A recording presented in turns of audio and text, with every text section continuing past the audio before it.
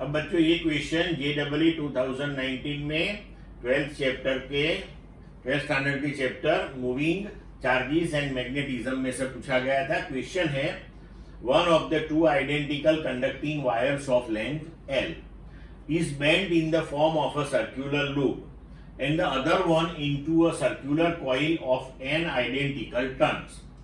If the same current is passed in both, the ratio of the magnetic field at the center of the loop BL to that at the center of the coil BC, it implies BL by BC will be what?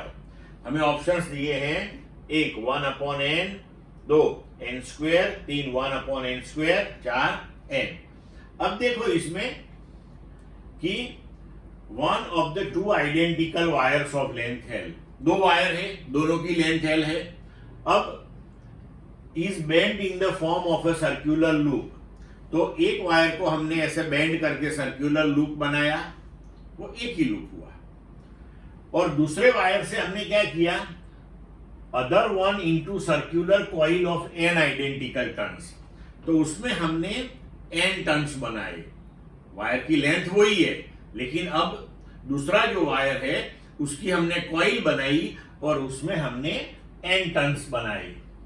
अब same current दोनों में से पास हुआ, तो दोनों के centre पे magnetic field generate होगा, तो वो जो मैग्नेटिक फील्ड है उसका रेशियो हमें फाइंड आउट करना है।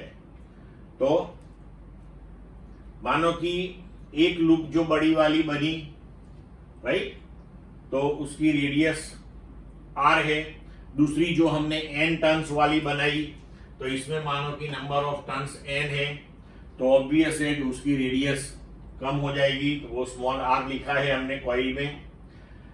अब ये फर्स्ट वाली लूप के लिए हम लिख सकते हैं कि circumference of the loop that is length of the wire, so L equal to 2πr।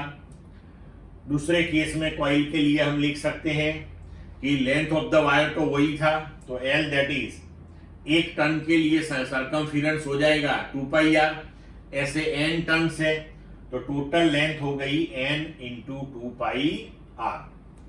तो अब ये दोनों को हम अगर कंपेयर कर लें तो capital R that is equal to n into small r।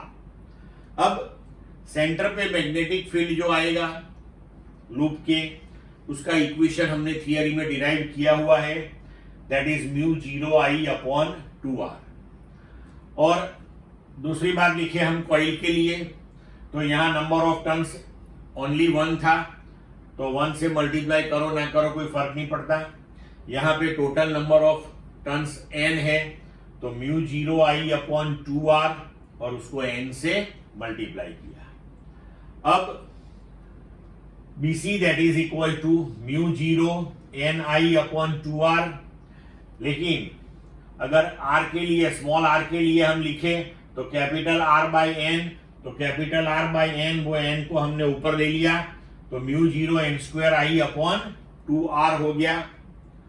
अब BL/BC, तो μ0I/2r divided by BC μ0n²I/2r, तो μ0I/2r वो हो जाएगा कैंसल, तो अपना आंसर हो जाएगा 1/n²। तो एज पर ऑप्शन हम लिख सकते हैं आंसर 3 है। क्लियर बच्चों?